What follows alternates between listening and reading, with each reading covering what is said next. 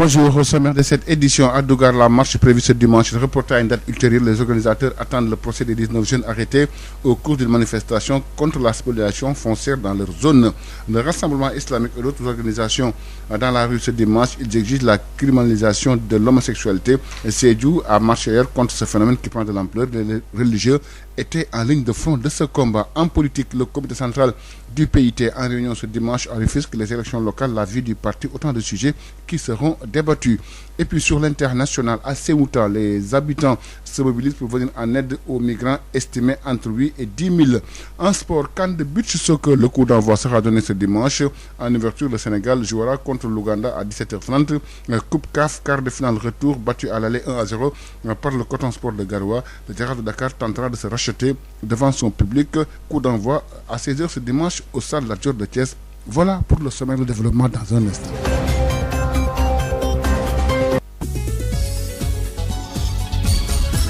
El Hadj Malick Ndiaye. À Dougar, après l'arrestation de 19 jeunes, la marche qui était prévue ce dimanche est reportée à une date ultérieure en attendant le procès de ces jeunes. La rencontre avec le gouverneur de Dakar également à l'origine de ce report. Dougar n'est pas prêt à baisser les bras de tout ce que le problème donc a fait savoir Daouda Faye, le porte-parole du collectif que nous écoutons avec Denis Sambou. La marche prévue à Dougar le 23 mai 2021 n'a pas été annulée, mais reporté à une date ultérieure en attendant les résultats des jugements des 19 jeunes appréhendés et la rencontre avec le gouverneur qui auront lieu le mardi dans la matinée et dans l'après-midi. Donc nous nous excusons auprès de tous ceux qui nous ont soutenus dans cette épreuve, plus particulièrement la communauté Sérère Safen et les mouvements comme Y'en a marre et France Dégage. Et nous vous assurons qu'on ne baissera jamais le bras tant que ce problème n'est pas réglé. Et puis le mouvement And Samm Jukko dans la rue ce dimanche, c'est pour demander la criminalisation de l'homosexualité. Des signatures et des pétitions donc sont prévues aujourd'hui, ce dimanche à Sédhiou. Une marche gigantesque ce samedi hier dans les après-midi des populations de Sédhiou contre la montée en puissance de l'homosexualité dans la région. Les religieux étaient en ligne de front de ce combat et demandent à ce que de telles pratiques jugées délictueuses et contraintes aux bonnes mœurs soient criminalisées. Correspondance depuis Sédhiou, Moussa Dramé. C'est une foule immense qui a déferlé ce samedi après-midi dans les rues de la capitale du Pakao pour dénoncer avec véhémence la montée en puissance de l'homosexualité dans la région de Sédhiou et par-delà dans tout le pays. L'initiative porte les empreintes de l'association And Samm Jukko et Sédhiou dit non à l'homosexualité. Mamadou Lamine Souane alias MLS est l'un des organisateurs. Sédhiou est en train de se manifester par rapport à ces pratiques barbares en ce qui concerne l'homosexualité. Tout le Pakao n'est pas d'accord de ce geste, cause pour laquelle on s'est levé tous debout comme un seul homme pour dire non à ces genres de choses. Et pour attirer l'attention de l'État par rapport à ce qu'il veut faire, c'est-à-dire de légaliser cela. La population ne serait pas d'accord à ça. Là, c'est des pratiques qui sont vraiment contre les bonnes mœurs. Au nom de tous les imams et guides religieux de la région de Sédhiou, Cheikh Ousmane Cissé, imam ratib de la grande mosquée Ahmad de Sédhiou, fustige ces pratiques. Protester vigoureusement contre toutes les pratiques anti-valeurs humaines en cours. Il s'agit de LGBT, lesbiennes, gays, bisexuels et transsexuels, qui sont les comportements bannis et condamnés par toutes les religions révélées. Ces pratiques déviantes et maudites par Allah subhanahu wa ta'ala. Ces religieux demandent que ces pratiques d'homosexualité soient criminalisées. Nous demandons, nous les imams, oulémas et chefs religieux de la région de Sédhiou à l'État, que ça soit criminalisé au niveau de l'Assemblée nationale, comme des autres criminalisations dans la loi. En ligne de front contre cette explosion de la pratique de l'homosexualité dans la région de Sédhiou, l'imam ratib de la grande mosquée El Hadj Boubacar Dramé a crié et décrié en invoquant le nom d'Allah subhanahu wa ta'ala avant de se fondre en larmes. A relevé enfin que cette marche s'est ébranlée du rond-point de la Poste pour s'estomper au terrain de handball en passant par le marché central et le rond-point Jules Kounda sans heurts et sous l'encadrement de la police. Moussa Dramé, Sédhiou, Sud FM. Sud FM.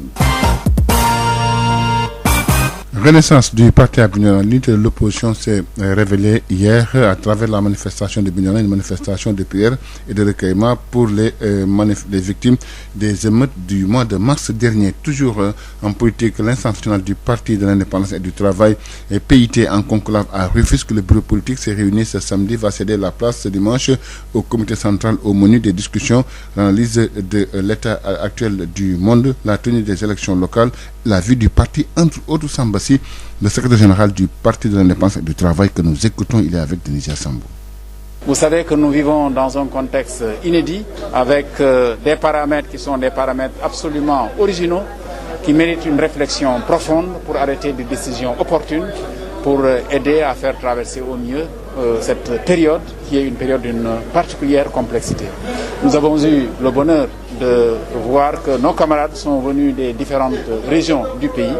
et qu'à leur habitude ils sont investis dans le champ de la réflexion. Notre espoir est grand qu'à la sortie de nos conclaves, nous allons tracer une voie qui devrait être proposée à nos autres compatriotes pour essayer avec eux d'aller de l'avant. Ce dont nous discutons, c'est d'abord du monde tel qu'il va, de l'état du monde. Parce que tant qu'on ne comprend pas la réalité du contexte dans lequel on baigne, il est difficile évidemment de trouver une voie qui est la bonne. Ensuite, cette analyse du contexte ne va pas être simplement une analyse qui va porter sur l'échelle internationale. Nous sommes obligés de regarder également au niveau du continent. Et à la lumière de ce qui se passe au niveau international, donc mondial, et au regard de notre continent, nous allons essayer de relire ce qui se passe chez nous, en mettant l'accent sur un certain nombre d'événements qui sont des événements marquants dans la période, dont nous avons une compréhension, nous allons la partager. Tout cela nous mènera maintenant sur les prises de décision par rapport à la tenue d'un congrès prochain, parce que, vous le savez, notre parti est un parti qui tient au renouvellement régulier de ces instances. En 2010, Maguette Thiam prenait le flambeau des mains d'Amath Dansokho. En 2016, Sambossi prenait le flambeau des mains de Maguette Thiam. Il a fait un mandat de 5 ans. Il faut bien que nous pensions à tenir un congrès. Il y a également l'échéance des élections territoriales locales sur lesquelles nous ne pouvons pas évidemment manquer de discuter. Il y a bref un ensemble de choses, la vie interne du parti, et le comité central demain prendra certainement des décisions importantes pour le parti mais également pour notre pays. Dans 5 mois, la cité Djily Mbaye de Yoff va présenter un nouveau visage. La voirie sera totalement rénovée, un projet financé par la mairie de Yoff, avec un coût global de 360 millions de francs CFA. Le lancement des travaux a eu lieu hier. Odile Minkilan. C'est parti pour 5 mois de travaux de la voirie de la cité Djily Mbaye de Yoff, un des projets de la commune qui tient à cœur le maire Abdoulaye Diouf Sarr. La commune de Yoff est une commune en mouvement parce que la commune de Yoff s'inscrit dans la compétition des territoires. C'est pourquoi notre projet d'éclairage de manière systématique de quartier de notre commune est en route. La sécurité aussi, nous travaillons là-dessus. Le pavage systématique de toutes les rues de Yoff en route. Nous sommes en train aussi de travailler sur les espaces publics à aménager. Le stade sera aussi livré dans 3 mois. Plus de 300 millions ont été dégagés par la mairie pour financer ce projet, selon le directeur du FERA, Mamadou Sen, qui rassure sur la durée des travaux. Le coût global, c'est 360 millions. Nous, ce qu'on fait, on finance et les travaux, et la supervision et le contrôle. Parce qu'il faut s'assurer de la qualité, même si l'entreprise est une entreprise expérimentée, il faut également avoir un œil extérieur qui va suivre pour le maire. La durée normale du projet, c'est 5 mois. Mais compte tenu de l'expérience qu'on a avec cette entreprise, je suis presque sûr que dans 4 mois, ce projet pourrait être livré. Ce lancement des travaux de la voirie de la cité Djily Mbaye est un ouf de soulagement pour les populations. Adja Marise, présidente des femmes. Yoff, parmi les top 5 meilleures communes du Sénégal, telle est l'ambition du maire Abdoulaye Diouf Sarr. Alors, des actions sur le terrain sont nécessaires pour atteindre cet objectif, affirme Diouf Sarr. Odile Minkilan, autonomisation des femmes et des jeunes entrepreneurs de Thiès. Le ministre de l'Artisanat offre une session de renforcement des capacités en éducation finance à 120 bénéficiaires. Dr Amadou Ndiaye entend poursuivre le partenariat avec l'installation de la plateforme d'activité correspondance depuis Thiès Babakandaou. Pour le ministre de l'Artisanat et de la transformation du secteur informel, initiateur de cette session de formation, la gestion financière reste jusqu'ici le maillon faible de l'entrepreneuriat chez les femmes et les jeunes. Dr Pape Amadou Ndiaye. L'éducation financière est quelque chose d'extrêmement important. J'ai beaucoup côtoyé les femmes et je sais qu'elles sont très ambitieuses et qu'elles sont travailleuses. Mais elles n'arrivent pas à épargner. C'est là leur limite. C'est pourquoi vous, qui avez été les premières à être formées dans ce cadre de l'éducation financière, je vous exhorte à aller à la base pour inspirer les autres femmes. Vous devez être des exemples. Il ne faut pas prendre vos attestations et les mettre dans un tiroir. Vous devez les utiliser pour convaincre, être engagé aux côtés de vos sœurs pour changer la mentalité. Le jour où les femmes changeront de mentalité et sauront que elles sont capables de soulever des montagnes. Rien ne les arrêtera et j'en suis persuadé. 120 jeunes et femmes leaders formés en 48 heures en éducation financière. Le facilitateur entend ainsi poursuivre son partenariat avec ces femmes et jeunes de Thiès. Nous allons continuer à travailler pour vous. Au-delà de la formation en éducation financière, on veut travailler à ce que vous ayez une activité. On doit mettre en place des plateformes d'activité où toutes les femmes pourront venir. On va vous accompagner pour que vous puissiez avoir l'accès aux matières premières. Parce que les financements, tels que vous les entendez toujours, je veux des financements. En fait, le plus important, c'est pas le financement en tant que tel. Le plus important, c'est qu'est-ce qu'on va faire de ce financement. On va vous accompagner pour l'activité. Une formation assurée par la Chambre des métiers de Thiès, le ministre de l'Artisanat a invité les récipiendaires à éviter le gaspillage et œuvrer davantage à privilégier le consommé local. Babacar Ndao, Thiès, Sud FM. Babacar Ndao clôture ce week-end à Saint-Louis d'une formation de 10 jours qui avait réuni 30 jeunes et artisans de la commune. Ils ont tous reçu leur attestation de cette formation qui était axée sur le scolaire photovoltaïque et efficacité énergétique sur l'initiative du Conseil communal de la jeunesse de Saint-Louis.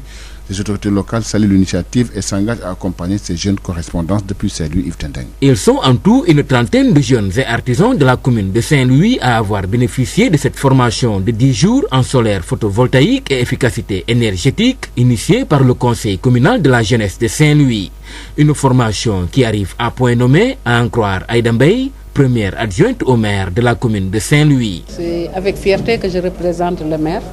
à cette cérémonie importante de remise de diplôme à 30 jeunes. Nous, au niveau de Saint-Louis, nous avons surtout besoin de ça. Vous avez vu que nous avons aujourd'hui des lampadaires solaires partout à Saint-Louis et il faut entretenir ces lampadaires. Mais nous avons d'autres projets également solaires et nous aurons besoin de ces jeunes. Une occasion saisie par le président du conseil communal de la jeunesse de Saint-Louis, Adama Kandialo, pour l'interpeller par rapport au devenir de ces différents récipiendaires. Notre rôle, le conseil de la jeunesse, c'est d'encadrer les jeunes, c'est d'orienter, conseiller, etc. etc. Bon, l'essentiel, je lance un appel à Madame le maire, la commune de Saint-Louis. On a formé les gens solaires. Il faut que le maire réfléchisse pour les insérer au niveau communal, pour les entretiens des panneaux solaires. Et en tant que conseil communal de la jeunesse, on va essayer de réfléchir pour mettre en place des GIE de chaque groupe. Cette formation a été rendue possible grâce à l'appui et l'accompagnement de la coopération allemande GIZ, mais aussi au programme énergie durable, renseigne le conseiller technique Abdoulaye Gueye. Nous accompagnons ces structures-là à outiller les jeunes dans ces métiers-là. Parce que quand on veut développer un domaine, il faut que l'on outille les ressources humaines de ce domaine-là. D'autres formations sont également prévues toujours dans le but d'accompagner ces jeunes de Saint-Louis pour leur insertion dans le monde du travail. Saint-Louis, Yves Tendeng, Sud FM. Yves Tendeng, il est 7h sur l'ensemble des réseaux synchronisés de Sen Radio. C'est la fin de cette première édition. Abdoulaye Diop s'installe dans quelques instants pour Sud Matin à Wolof. mbokk yi jërë ngeen jëf ci ànd beeg Sud FM 7h08 ñu daal di kon dikk ak yéen ci xibaar yi. li ci gën a fës bokk na ci ni ki tey jii nag fa nga xamante ni moo di ca Dougar manifestation bu ñu fa waroon a amal dañu ko dàkkandi la ko waral rek mooy ñoom ñu ne dañuy xaar rek ba procès fukk ak juróom-ñeenti ndaw yi ñu tegoon loxo jëm ci manifestation ya fa amoon ñu daal di leen atte ba noppi. rassemblement islamique ak yeneen i organisation yu ci mel ni sàmm jikko yi ñoom tey dinañu wàcc ci mbedd yi ni ki dibéer gi la ñu bëgg rek mooy ñu daal di criminaliser biram borom ñaari tur yi mu yem ak jamono yoo xamante ni ki démb ca Sédhiou ñoom it daal di nañu amal ab doxum ñaxtu jëm a xeex wàllu woowee ñi nga xamante ni ñoo ŋànk diine gi nag ñoom ñoo taxawoon daal di yanu boobu lépp combat ci wàllum politique comité central bu PIT ñoom dinañu daje di ki dibéer gi foofee ca Rufisque war a waxtaanee nag élection locale yi ak seen parti boobee dina def bokk tam ca la ñuy daal di waxtaanee ca bitim réew ca Ceuta foofee nag ñu dëkk ca gox boobee ñoom ñoo daal di dajaloo ngir ñëw dimbali ñi nga xamante ni ñoo di migrants yi nga xam ne toll nañ ci juróom-ñetti junni jàpp fukki junni migrant. tàggat yaram kan beach soccer bi nag ak coupe li nga xamante ni moo di coupe d'Afrique bi dina door ni ki tey ji ci dibéer gi nag foofee ca Saly Sénégal di ca laale ak Ouganda coupe CAF quart de finale retour yi ñu dóoral leen benn ci dara nag Jaraaf bu Ndakaaru dina te laale ak Coton Sport bu Cameroun coup d'envoi bi ñu ngi ko jàpp bu 16h jotee kon mbokk yi ponk yaa ngi noonu làkkarte geeg faram-fàccee gi nees kiis lay doon. Abdoulaye Diop moo nekk ci kàddu gi Assane Thioune ci xarala gi ñu doore ko ak dem fa la nga xamante ni moo di Dougar ginnaaw ba ñu tegee loxo fukk ak juróom-ñeenti ndaw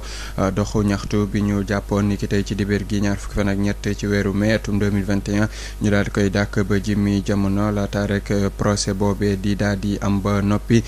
ginnaaw ba ñu daal di daje tamit ak gouverneur bu Ndakaaru Dougar nag ne noppuñu ngir rek daal di bàyyi seen xeex boobee fekk rek jafe-jafe gi ma ngay wéy foofee ki ko xamle moo di Daouda Faye moom moo yore kàddu collectif bi ñu teewlu ko ak Denisia Samb.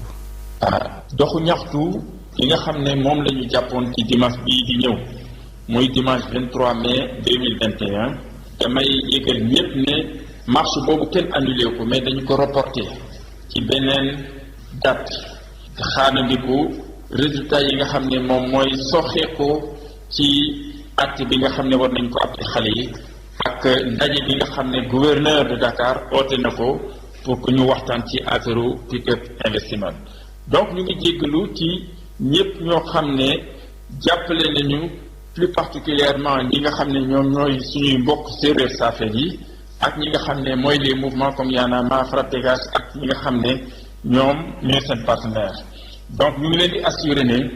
ñun tant que ce problème réglé wuñu ko duñu mas a wàcc mukk suñu loxo lépp loo xam ne dinañ ko war nañu ko def dinañ ko def ba mën a am ndam ci li nga xam ne moom la ñuy xeex. mi nga ko di kii Daouda Faye yore kàddu collectif bi ñi nga xamante ni ñoo dëkkee foofee ca Dougar mouvement ànd sàmm jikko yi dinañu wàcc ñoom it ci mbedd bi niki dibéer gi lu ñuy bëgg rek moo ñu daal di criminaliser lii di borom ñaari tur yi ay défilé signature pétition ak pression jëme ko ci way politique yi mouvement bi nag la mu bëgg mooy rek ñi nga xamante ni moo di ay góor ak góor wala jigéen ak jigéen seen nekkin rek loolee ñu daal di koy def ab délit ñu dale ko ci beli rek def ko ab crime ba tax na ñu mën leen a daan ci kaso jëm ci juróomi at ba ci fukki at ci fàttali rek lii di borom ñaari tur yi nag fii Sénégal ab acte contre nature rek lañu ko daal di jàppee ni ki démb tamit marche bu mag sax amoon na fa nga xamante ni moo di ci Sédhiou foofee nag askan ba la ñuy lekk ñaawlu mooy yokkute gi ñu seetlu rek birum borom ñaari tur yi ci seen dëkk boobee ñi nga xamante ni ñoo ngànk diine gi nag ñoom daal di taxaw ca kanam rek yanu xeex boobee bëgg rek jëfin yooyee nag ñu daal di jàpp ni àndul benn yoon ak lu sell rek ñu daal di koy criminaliser Moussa Dramé.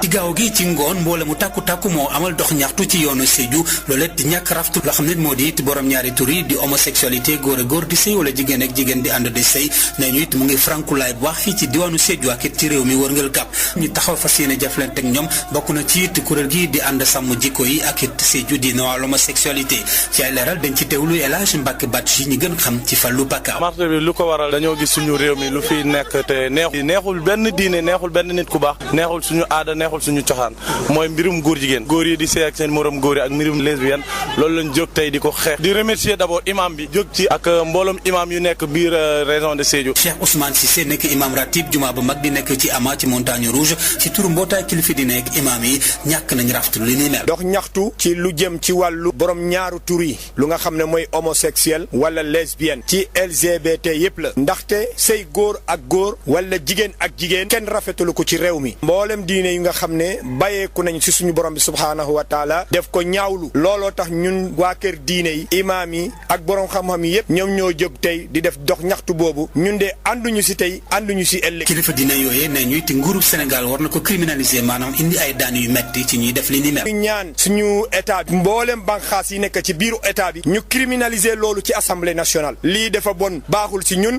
baaxul ci suñu askan baaxul ci suñu société bi. imam ratib juma bu mag bu Sédhiou di El Hadj Boubacar Dramé moom it mu ngi woon ci kanam di ñàkk rafetlu loo xam ne it ne ñu it frankulaay boo xam ne li ni mel mu ngi amal fii ci diwaanu Sédhiou ci turu yàlla boo xam ne doon na ko yëkkati bu baax subhanahu wa taala daf ci yuuxul lu bare ba turu ay rongoñ ñi fàtt ne rek dox ñaxtu boobu la ñu ngi koy doore ci rond point poste jaaree ko ci marché central rond point Jules Koundar laat nag ñu koy ndarkepp ci terrain handball amal ko ci yar ak teggin ci teewaayu ndaw yi police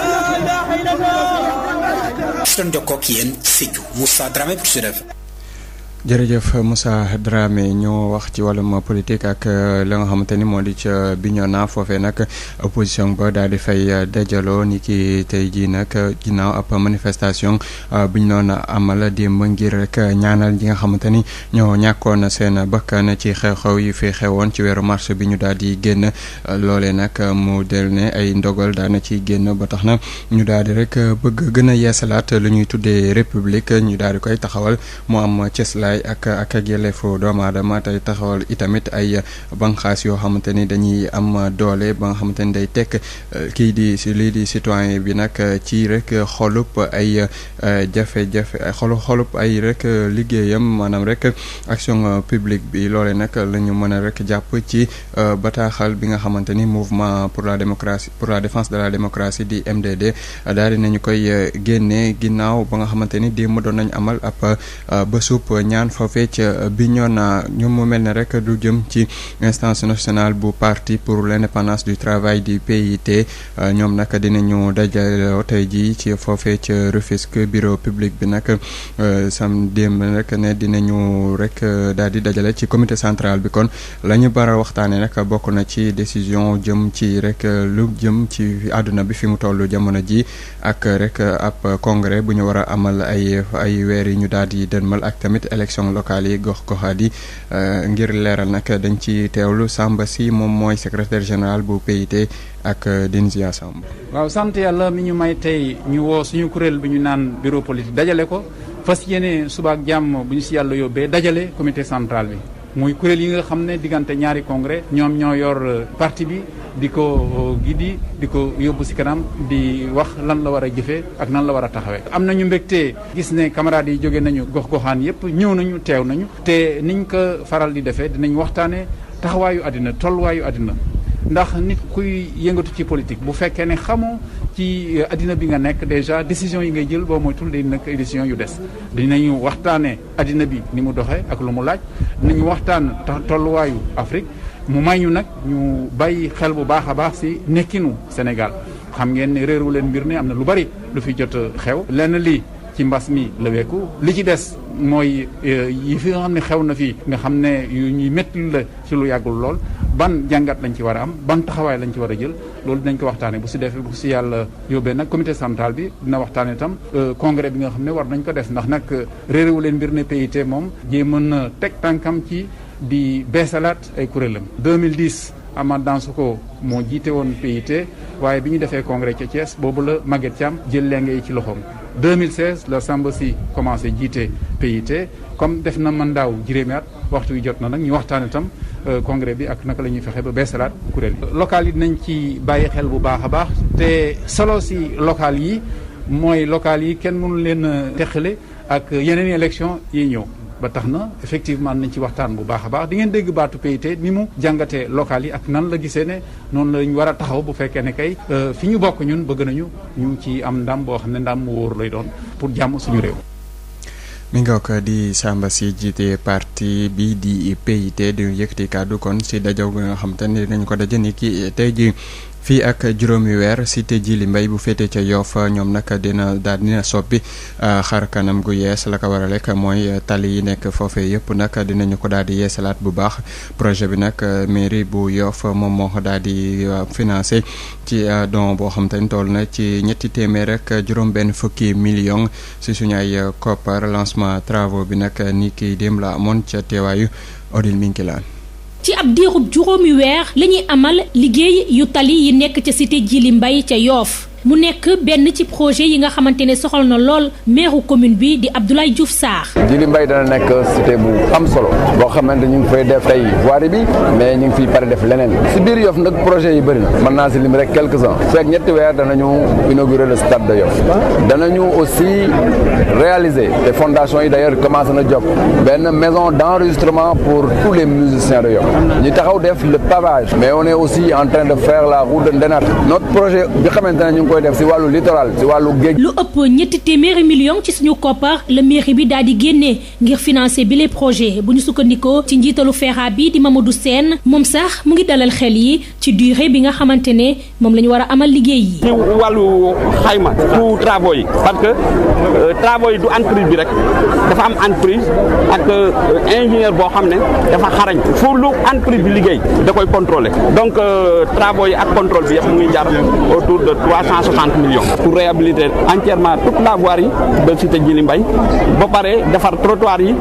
defar assainissement bi entreprise bi contrat bi mu signé 5 mois moo ci nekk mais dans 4 mois bëgg nañu travaux yi jar. ndoxtalu liggéeyu tali yi nekk ca cité Djily Mbaye ca Yoff doon na lu neex lool askan wi Adja Marise moo jiite jigéen ñi. daf ñu ko digoon bu yàgg mu nekk loo xam ne dañ ko soxla woon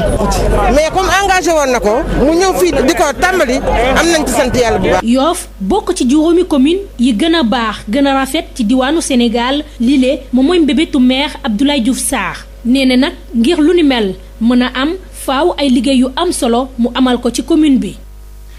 Odile Minkilaan ca Thiès ngir fexe ba jigéen ñi daal di mënal seen bopp niki noonu ndaw ñi nag ba tax na jëwriñ bi ñu dénk wàllum artisanat rek daal leen jagleel ab session boo xam te ne day gën a yokk seen mën-mën lu ëpp nag téeméer ak ñaar fukki bénéficiaire docteur Papa Amadou Ndiaye nag bëgg ne dina wëyal loolee ndax loole nekk na loo xam te ne dina ci taxawal sax ak plateforme boo xamante ni day jëm ci wàllu woowee Babacar Ndaw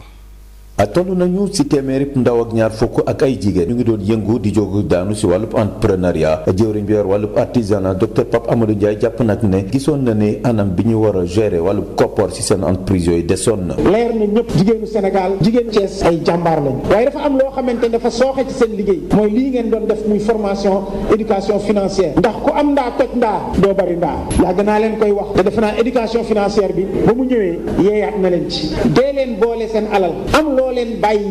pour mu ana am leneen ëllëg. ñaari fan yoo xamante ne lépp lu jëm ci wàllu gestion financière ci biir entreprise xoolal nañ ko tàggat bi ñu amal ci biir chambre des métiers ba tax na nag ki nga xamante ne moom moo leen yombalal formation ba financé leen ka jëruñ bi yor wàllu artisanat jàpp ne wàllu suivi dina leen ci gunge. di leen ñaaxaat ne que yéen fii ngeen toll lii ngeen def exemple la da ngeen bokk ndey bokk baay ak bokk baay boobu nag mu ma bëgg góor ñi seen ndàmmiñ ñi seen doom yi ak seen rakk yi góor yi nañu leen jël inspiration ci yéen ci seen taxawaay bu rafet bi ba ñëpp bokk ndey bokk baay pour benn intérêt muy intérêt Thiès mooy suñu intérêt. quartier bu ne ci biir Thiès jël nañ la ak ay ndaw ak jigéen gi tey jii gënaat leen ñaax ñu mënal seen bopp waaye it jëwriñ bi ñaax na leen yàq bi moom nañ ko moytu. ndax loo leen am lekk ko loo leen am xewe ko loo leen am pasaree ko di ngeen bëgg bëri le mu tëleen moo tax ma leen di gën a ñaax ci seen liggéey ngeen di gën a jàpp te lii ngeen di def da ngeen koy xeeb waaye alal la seen groupement yi seen kees yi yooyu yëpp alal bu bare la boo xamante ne soo leen booloo woon bokk ndey boole ko ñu encadré leen lu ma leer industrie yi gën a mag yéen jigéenu Thiès yi war ngeen ko mën a teg. Babacar Ndaw Thiès Sud FM. ca Ndar Géej moom ci njeexitalu ay bés yi lañu daal di tëj tàggatub fukki fan dajale woon fanweeri ndaw ak i artisan ca commune bu Saint-Louis ñoom nag daal di jot seen lijaate ginnaaw tàggatu googee nga xamante ni jëmoon na ci wàllum solaire photovoltaïque ak efficacité énergétique ci loolee nag jàppandalu conseil communal de la jeunesse bu Saint-Louis la ña nga xamante ni ñoo yor ngox institution yo foofee nag daal di rafetlu li ni mel rek daal di dëggu ne dinañu dimbali ndaw yooyee gunge leen leerali ak Yves Tende. ñoo ngi toll ci fanweeri ndaw ak i artisan yu commune bu Ndar ñu nga xamee ni jóge nañ leen tàggat ci diiru fukki fan ci lu soxal lii ñu duppee solaire voltaïque ak i efficacité énergétique te ñi nga xamee ni ñoo jiite conseil communal de la jeunesse de Saint-Louis ñoo ko daal di sumb mu di formation bu nga xamee ni agsi na ci waxtu biñ ko doon xaar bu ñu sukkandikoo ci kàddu kii di Aïda Mbaye mi nga xamee ni mooy njëkkeelu adjointe bu maire bu Ndar. xam ngeen ni Ndar yëpp mi ngi am ay lampadaires yu nga xam ne si soleil bi la ñuy tàkke te xëy na am na nun au niveau de la commune yeneen programme yu nga xam ne tamit dana am ay énergie solaire loolu nag ñu def ko fii tey jii 30 yooyu xale yi dañu lëkkaloo 15 yi ak conseil communal de la jeunesse yeneen 15 yi jóge ci chambre des métiers ñu am formation 10 jours yu nga xam ne centre de formation bu Sénégal Japon bi nekk Dakar ñoo ñëw doon leen former. kii nga xam ne ni moo jiite conseil communal bu jeunesse bu Ndar di Adama Kane Diallo moom mu daal di ci sukkandiku ngir ñaax waa mairie bu Ndar ngir ñu bàyyi xel bu baax a baax yi leen ndaw ñu jóge tàggat. maa ngi lancé benn appel commune de Saint-Louis ñu xool ndaw yooyu ñun conseil de la jeunesse dana ni fexe ba defal leen ay GIE de 5 maire bi tamit jàppaleen pour solaire yi nekk au niveau de la commune de Saint-Louis ndaw yooyu gérer entretien bi ñu insérer leen foofu pour ñu mën a gën a créer emploi. mu di formation bi ñu daal di sumb ci jàppale ak i gunge ñi nga xam ne ni ñoo ŋànk coopération allemande GIZ ay itam ci ndimbalu programme énergie durable mi nga xam ne ni kii di Abdoulaye Gueye moom conseil technique la fa. parce que pour foog ñu préparer jeunes yi aussi ñu mën occuper niche d'emploi yi nga xamante ni daañu ko créer ji ci secteur boobu noonu. ñoom ñi lee ñu am nag yéene sumbaat yeneen i formation yu ni mel ngir jàppale te gunge ndaw diwaan gi ci lépp waajub seen wutum xëy ki doon jokkoo ak yéen fii ci Saint-Louis Yves Tendeng Sud FM. wàllum emploi des jeunes ak tàggateeg jëm ci orientation scolaire loolee nag waxtaanee nañu ko ci journée d'intégration yu étudiants yi nga xamante ni ñoo ba soqee ko fay ca Tataguine di jàngee fii ci Ndakaaru daan nañu koy amal njiit la nag dikkaat ci solos yooyu lay bëccëg Robert Ndour lay wuyu ñu teewlu ko ak Birama Ndiaye. journée bi li tax ñu def ko mooy ndax war naa leen ko rappeler dañoo jëlee ay ndaw ay élèves jóge village lycée 129 élèves juróom benn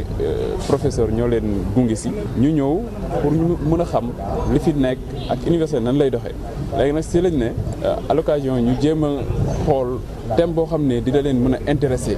dina leen mën a tax ñu xam lan moo leen di xaar bu ñu ñëwee université ak même bu ñuy nekk élève mën nañ dem def yeneen formation nga xam ne dinañ mën a dugg ci milieu professionnel. loolu moo waral ñu choisir thème boobu ñu ne nañ ci waxtaan pour wax dëgg fa yàlla ñu mën leen may occasion ñu xam affaire bi nan lay demee. et vraiment aussi on tenait à organiser cette activité pour que tous les étudiants donc mooy les élèves et les étudiants ñu mën a gis seen bopp ci amicale bi tamit parce que il faut le rappeler suñu objectif au-delà de tout c'est que ñu dem ba ku nekk ci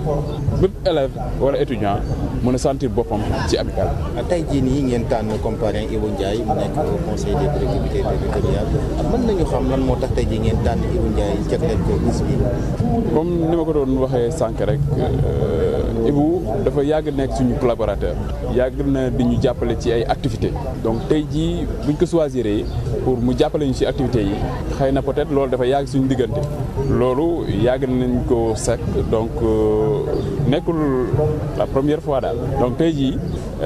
sama waa amical sax yenn saa dañ ma koy tooñee saa ñu waxee activité rek ma leen ci Ibou lañ jëm c'est parce que tamit dama am ci moom kóolute yaakaar ci moom te moom tamit xam na loolu moo tax saa yu ma ko woowee ci affaire amicale bi wax dëgg fa yàlla da ci def lu mu mën. xibaaru bitim réew. xibaaru bitim réew ca république démocratique bu Congo ginnaaw bu nga xamante ni volcan bu foofee nag di Nyiragongo daal di nay rek yëngu mu mel ne lave yi loon daal di wàcce foofee nag daal di nay taxawandi ca rek bët sa ca penkub république démocratique bu Congo doon dem fa nga xamante ni moo di ca dëkk bu Goma loolee nag daal di nay taxaw coulée de lave boobee nag daal di ci guddi gi nag la daal di taxaw fa nga xamante ni moo féete ca bët Saalum fa nga xamante ni moo di penkum réew moo foofee ay nag tàkk-tàkk ak lu bëri jëm ci wàllum saxaar daan nañ ko fay nemmeeku foofee nag mu mel ne ba léegi dafa daal di ñuul mu yem ak jamono yoo xam ca Ceuta foofee nag autorité locale ya jàpp nañ lu toll ci juróom-ñett jàpp fukki junni migrant ñoom ñoo daal di rek teew si seen dëkk boobee ndorteel ay bés ñu génn ba léegi foofee nga xamante ni nag lu ëpp ci juróom-ñaari ñoom daal di nañ leen delloo daal nañuy delluwaat si seen coobare bopp wala rek ñu yóbbuwaat leen ca Maroc ba ñu des foofee nag askan ba daal di nañ leen di jëmbali jàpp dalal leen ci ay centre nga xamante ni fa la ñuy daal di nelawee ñu daal di leen rek jox ñu daal di dund lekk fa nag ak ay produits jëm ci seen setub yaram ñu mel ne nag askan ba foofee daal di nañuy dajaloo ngir ñëw dimbali migrant yooyee foofee nga xamante ni moo di Ceuta di ab dëkk boo xamante ni ci Maroc la nekk waaye Espagne ñoom ñoo daal di koy moom ñoom fi ak yéen ci tàggat ci bitim réew yi dalal El Hadji Malick Ndiaye mu dikk ak yéen ci xibaaru tàggat yaram. jërëjëf Abdoulaye ñu ngi koy door rek wàllu football ak tamit footballu géej gi tey dinañu door nag CAN beach soccer bi am na match yoo xam ne nii la jot a tëddee tey jii nii bokk na ci nag Égypte ak Mozambique Maroc ak équipe bi nga xam ne moo nekk nag Seychelles Sénégal wala ak Ouganda tey jii nag le CAN de beach soccer bi di door fii ci biir Sénégal di fàttali nag ku ñaari équipe bi dem final dañuy nag teewal Afrique ci wàllu coupe du monde ci wàllu beach soccer ci football ba tey la ñuy wax ak tamit li nga xam ne rek moom moo jëm ci wàllu coupe CAF Jaraaf war a sëgg tey jii nag ak Coton Sport bu Garoua xaaj bu njëkk bi nag Jaraaf dafa ñàkkoon benn bal ci dara naka la Jaraaf nag war a jouer match bi loolu laaj nañ ko kii di Mame Moussa Cissé moom mooy tàggat équipe nationale bu jigéen ñi nekk tamit CTR bu Thiès ñu déglu Mame Moussa Cissé. rek ñuy wax ni Jaraaf ba mu amee défaite fële ci Cameroun tey dafay doon obligation pour moom gagner fii ci Sénégal victoire rek moo ko mën a permettre qualifier donc amul xel ñaar amul calcul amul dara li xew moom mooy jéem dem foqati victoire bi ci adversaire bi mais man am naa yaakaar ni mën a nekk na parce que bu ñu gisee Jaraaf ci phase de poule yi gis ko aussi ci match bu mujjee fii à Thiès dañuy gis ni même match aller bi mu joué dañuy gis ni équipe boo xam ne da du taxaw di xaar équipe boo xam ne dafay basé jeu ci offensive jéem a wuti ji but xaar adversaire bi di ñëw da koy dem fekk ji ci kaw jéem a attaqué équipe buy créé ay occasion la même si match bi nga xam ne ñàkk nañ ko amoon nañ ay occasion parce que suñu joué ci seen valeur élever seen niveau de jeu parce que match bi du yomb adversaire bi dina ñëw jéem leen tegal ay stratégie ay pexe yoo xam ne din pour ñu bañ a dugal mais je pense que am nañu potentiel am nañu joueur am nañu capacité individualité yu leen permettre ñu def match bu baax ba gagner adversaire mais li nga xam ni moom lañuy ñaan rek mooy que joueur yi nekk ci bon jour ba pare daal jéem réaliste occasion yi nga xam ni am nañ ko ñu jéem ko mettre au fond parce que équipe Jaraaf bi dafay créer wu occasion yu bëri maintenant créer ko rek du li am solo il faut que ñu jéem ko dugal pour jéem a qualifier. ci wàllu pression moom je pense que ni warul am problème parce que Cheikh Gueye entraîneur bu mag la et puis joueur Jaraaf yi aussi ay joueurs yu mag lañu tàmm nañu au niveau xam nañ ni au niveau moom mënul am sans pression. ñu wax ci football ba tey ak tamit ca France tey jii nag la ñuy xam kan mooy jël raw gaar gi diggante Paris ak tamit Lille moom bu gagné rek dafay jël raw gaar gi ndaxte moom moo jiite Paris Saint-Germain ba léegi ca Angleterre tamit Lille moom di fàttali dafay sëgg nag ak équipe bi nga xam ne moom moo nekk nag Angers Paris Saint-Germain muy xëccool moom di dalal équipe bi di dem fekki Brest. Angleterre tamit ginnaaw bi nga xam ne nag kii di City jël na raw gàddu gi dina leer tey jii nag ci place européenne ci Ligue des Champions ci diggante Leicester Liverpool di fàttali Leicester moom na dalal nag équipe bi Tottenham Liverpool moom Crystal Palace lay dalal dañ koy jeexali wàllu basket ak bool bi tey jii nag Douane na sëgg ak Zamalek Douane nag moom dafa gom am benn victoire ak tamit benn jël loolu moo fi doon rus Abdoulaye ci wàllu xibaaru tàggat yaram. jërëjëf El Hadj Malick Ndiaye ñu am fi ak yéen ak ci xibaar yi fàttali leen li ci gënoon a fas.